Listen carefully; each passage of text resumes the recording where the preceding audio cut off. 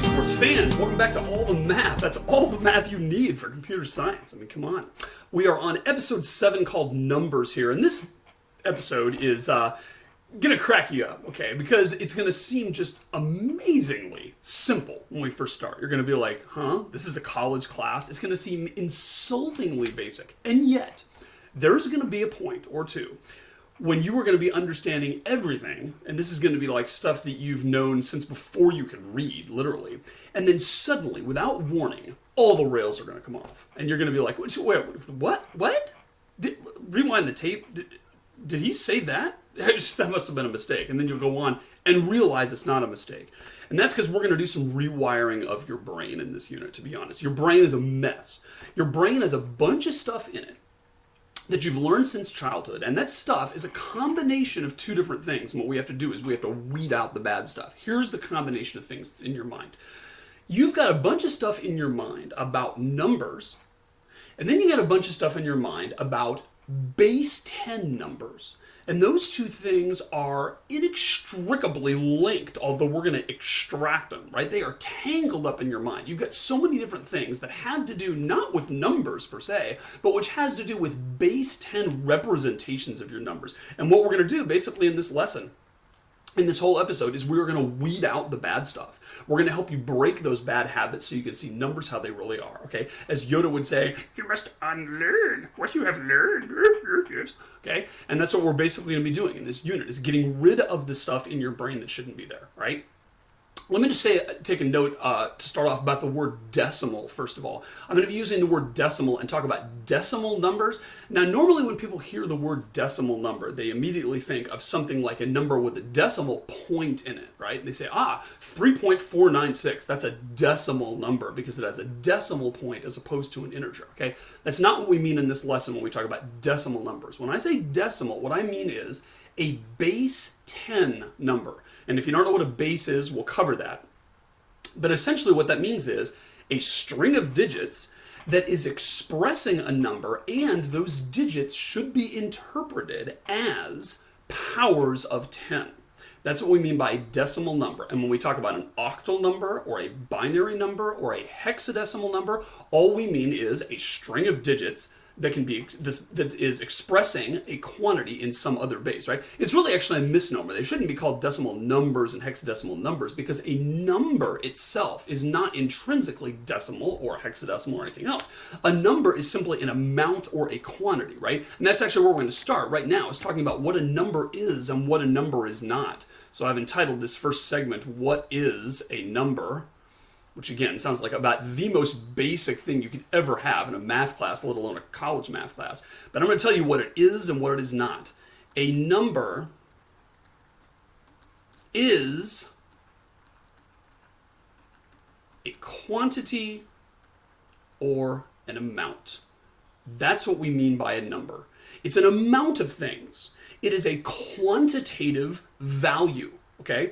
Now, that may seem obvious to you, as plain as the nose on your face, but let me tell you what a number is not. A number is not, and this is what you're going to think it is, and we have to purge your brain of this nonsense. A number is not a string of digits. And that's what we're accustomed to thinking about a number is. When I say 347, if we see that written down on a piece of paper, we say, that's a number, right? 347 or whatever. And it's very, very easy for us to confuse the quantity 347 things with the string of digits 347, which is a compact way of expressing or writing that quantity. But as we'll learn in this unit, that is not the only way of writing out that number. And in fact, the writing out part is really misleading. And again, those two thoughts are so inextricably linked in your head that you almost, we're so brainwashed to think in terms of 10, right? Because we have 10 fingers. God gave us 10 fingers, and that's undoubtedly why we do everything in decimal, but we're so hardwired that way, we're so brainwashed that we almost can't think of the number as anything else except the string of digits. We think of the string of digits as being the number instead of being a representation of something much more fundamental, which is a quantity or an amount. Here's an illustration for you. There was not too long ago, one of my students came into my office and he was having trouble with his, I think it was operating systems class or computer architecture class or whatever, and they had to do some things with hexadecimal, and we'll learn what hexadecimal is later in this unit. And he was saying, Stephen, I need some help here with my C code. I have in my C code this line here, int x. So I've defined an integer. And what he asked me was, he said, how can I convert that into hexadecimal? Because I need to print it out in base 16. How can I convert that number into base 16? That's what he asked me. Now, I knew, of course, what he meant. What he meant was, how can I print it in base 16? And that's the question he should have asked, right? But here's the thing. You can learn a lot about a person by the questions they ask. And I uncovered, and that sort of question belied a problem in his thinking, a particular flaw. And here's what the flaw was. When he said, how do I convert that integer named x into hexadecimal? Really, that implied that he thought that the number was decimal to start off with. He thought the number x was intrinsically a decimal number, and so he was asking, how can I convert that to hexadecimal? He thought of the number as being base 10, and he was saying, how can I convert it to base 16, right? Here's the news flash, and he probably thought, hey, I use an int to hold a base 10 quantity, and he was asking me, hey, Stephen, what do we use? What kind of data type? Is there something called, a hex int that represents a base 16 integer, whatever, what is that? Here's the bottom line. What do you use to store a base 16 integer? You use int. What do you use to store a base 7 integer? You use int. What do you use to store a base 119 integer? You use int, because an int is not a base 10 integer. It is not a base anything integer. It is an integer. And an integer is a number, a whole number that represents a quantity or an amount, and it is completely free from whatever base we might use to describe that integer. When we write it out, we're typically going to write it out in some base, although I'm going to kind of go back to really caveman days here in a minute and get rid of digits entirely. But when we write it out, we typically write it out in base 10 because we have 10 fingers, right? But the number is not intrinsically in a base. And you may already know that, and that may not seem like a shock to you, but most of you watching this lesson, and I'm sure it's true for me as well, trying to beat my head into this topic, it seems like it is base 10. It seems like, when we think about it being, this is how you'd represent it in base 16, we think of that as being like this weird contortion or sort of this warped version of the number. And the real, true number, of course, is the base 10 expression. In reality, nothing could be further from the truth. There is no natural base to express anything in, and it's simply an amount or a quantity, right? So here's the first thing I'm going to do. I'm going to draw some numbers here on the screen. Let me show you how I'm going to draw them. I'm going to say this right here in that box, not the box, but in the box, is the number 0. And I'm going to say right here in this box is the number 1. I'm going to draw just a little circle like that. And in this box, I've got the number 2. And up here, I've got the number 3. And down here, I've got the number 7. Okay, that is what a number is. A number, just think of it as some quantity of rocks or pebbles or diamonds or whatever you want to think of yourself as counting. But a number is nothing more than an amount of rocks. Okay, this here is a way that in the Western world, at least, we often express that quantity. But this thing right here is not a number. That thing right there is a digit. And it turns out that if we have that many in our little sandbox, we, in the Western world, express that with 2 different digits. And that's how we write out this thing right here. Okay, but the number is the things in the box, and that is what's important about math. All this stuff about how to write it is much, much, much less important, although we're going to talk about different writing systems and the ones that are principally used in computer science in addition to decimal, which is what human beings typically use. But again, and not to beat this to death, but I think I need to beat it to death to really get this through your skull, because again, all your life you've dealt with base 10 and only base 10, with maybe a couple little rare exceptions in some math class or something, right? And so it's so hard to break that habit, right? Let me give you an illustration that will kind of make this clear. I'm going to write some numbers here, and I'm going to illustrate with this example here why the base that we choose to write a number in doesn't matter. So you will see that I'm drawing some numbers here, and I'm actually going to draw 4 numbers on the screen. And I'm trying to arrange the dots in the box similarly. Okay? Now, those are 4 numbers. Now, what I did when I went from here to here is I just added one. I added another rock. I added, I guess it was that one right there that I was trying to make the new one. Then when I went here, I added another rock, and the one I added was that one right there. And then when I went from here to here, I added another rock, which I think I was trying to make that one be the new one, right? And then we could go on from there. So you can imagine up here, you know, we sort of started, we kind of added one rock at a time to our little collection. We were getting this amount, and then this amount, and then this amount, and then this amount, etc., etc. Now, let me ask you a question. When you look at those 4 boxes and the numbers that are in them, do any of the transitions seem any different to you from the others? Is there any one of these transitions from box to box that stands out as being unusual or unique or different from the others, or do they all seem the same?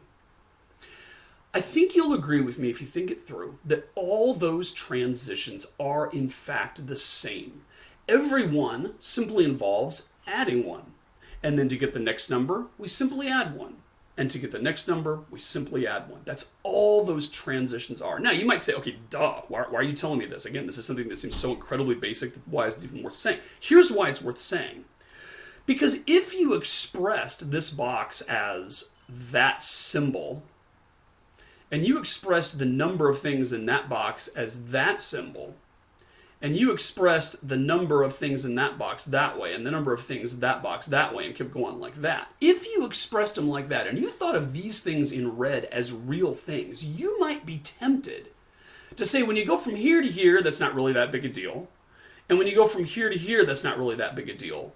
But my goodness, going from here to here, wow, that was a big deal, man.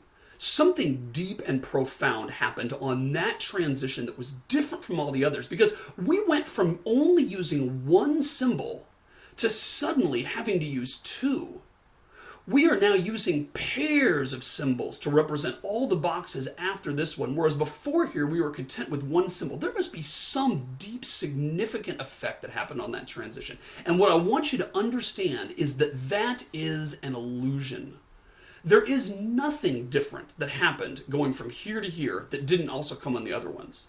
It is a completely arbitrary point at which we decided to roll over our odometer and say, you know what, we had a symbol, and then we had another symbol, and then another one, and then another one, and then another one, and then another one. We had to keep coming up with more crazy ones, and another one. How about something like looks like that? And now, I don't know, how about something looks like that? And now another one, how about that? And then another one. You know, I'm sick of it. And the point at which we said we're sick of it, and we said now we're just going to reuse the symbols that we have, and let's just use these 2 together, which we've already had. From now on, we're just going to reuse our symbols. The point at which we reused our symbols is, I promise, completely arbitrary. Almost completely arbitrary. I mean, like I said, we have 10 fingers, and that's undoubtedly why we chose, back in, the day, to stop our symbols at 10. And there's going to be reasons in computer science that we stop at 2 or at 16 or sometimes at 8. But I want you to understand that the numbers themselves, nothing magic happens at those boundaries. The numbers simply add one, add one, add one, add one, all the way to infinity. Nothing different is happening at that boundary. And that's the first and most important thing to understand. If you really, really get that, almost everything in this episode is just going to fall into place.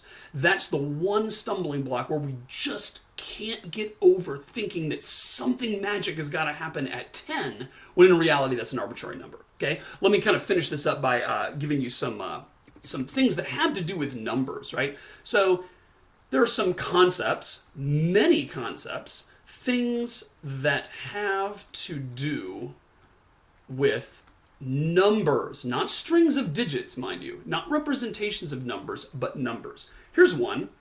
Consider the word even. If we talk about a number being even, let me draw a number right here. Question, is that an even number? And the answer is, yes it is. And here's why. Because I can make pairs of things, and I have none left over when I do. And that's why that number of rocks is an even number. And if I had added one here, it would no longer be even. And if I added another one here, it would be even again, okay? Now I know this is so unbelievably pre-kindergarten basic, okay?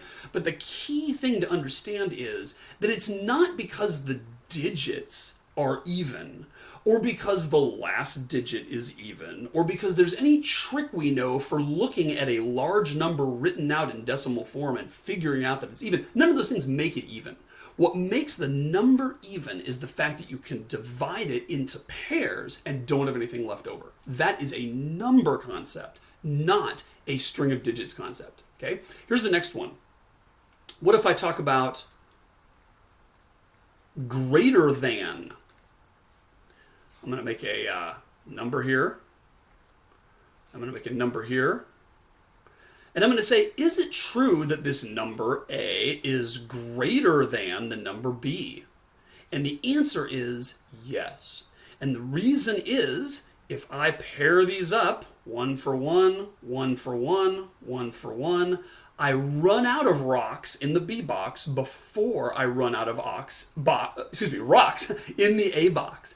And that is what it means to say that A is greater than B.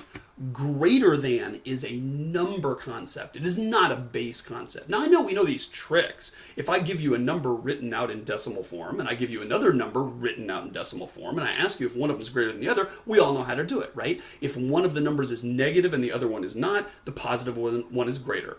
If they're both positive, then we look at how many digits it is, and the one with the greater number of digits is greater. And if they have the same number of digits, then we look at the leftmost digit, and whichever one is greater in the leftmost place is the bigger number. But if those are a tie, then we go to the next place and the next place and the next place all the way down the line, right? That is the rule about how to determine whether two numbers expressed in base 10, or it turns out in any base, are one is greater than the other. That's our rule for doing how to do that. But I want you to understand that's just all a trick that we learned because we're so accustomed to dealing with numbers in base 10.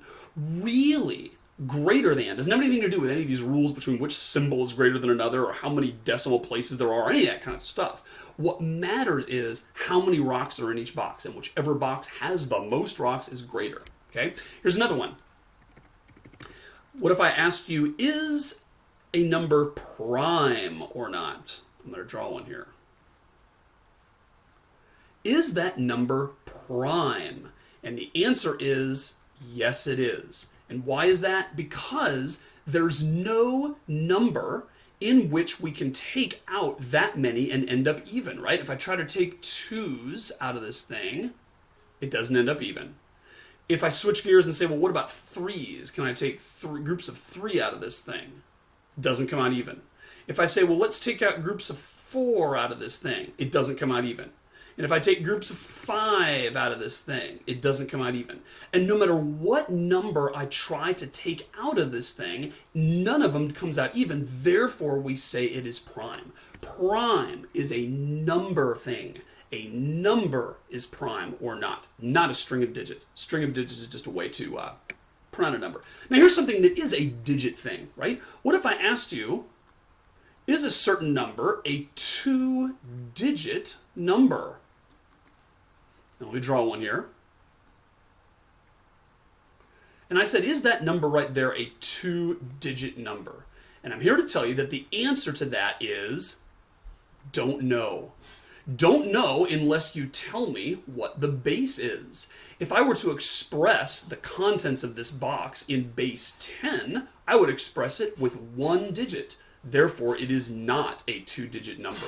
And if I were to express the contents of that box in base 16, it would be written like that, which is also a one-digit number. If I were to express the contents of that box in base 2, believe it or not, it would look like this, which is a three-digit number. The number of digits that a number has is totally dependent on the base that we choose for writing it down. Therefore, there is no such thing, really, as a two-digit number. It's simply not a concept that applies to numbers. That's a concept that applies to strings of digits. It applies to representations of numbers. Now, of course, what we mean most of the time when we say, hey, a two-digit number, when your kid turns 10 years old and you're all excited and you have this big birthday, you're double digits now, right? That is simply a way of saying that in decimal, it's a two-digit number, right? But again, that's not a property of numbers. That's a property of representation systems. And here's the interesting thing, which you probably know, but just realize this. Mathematicians, many of them, study numbers, right? Numbers is obviously a big thing in mathematics. Numbers are important, and most of the things that we study about numbers, greater than, less than, equal to, even, prime, all that kind of stuff, most of those things are in fact properties of numbers. And the fact that we have little, helpful tips to figure out how to tell whether something applies in a particular number system like base 10 is really just a little handy trick. But the underlying statement is about the numbers themselves. All right, so get ready for this episode. What I need you to do is try to erase from your brain a lot of the things that I try to help you relax. And you're going to grip onto them, man, because you remember memorizing those times tables, baby. And you remember 7 times 7 equals 49. And it took you forever with flashcards to beat that into your brain. And now it's going to seem like I'm telling you, throw all that away, right? Because all that's base 10 stuff. And of course, most of your life you are going to deal with base 10 because you're a human being on planet Earth. But in computer science, we often have to deal in other bases, and they're really not that hard as long as we can get over our base 10 prejudice.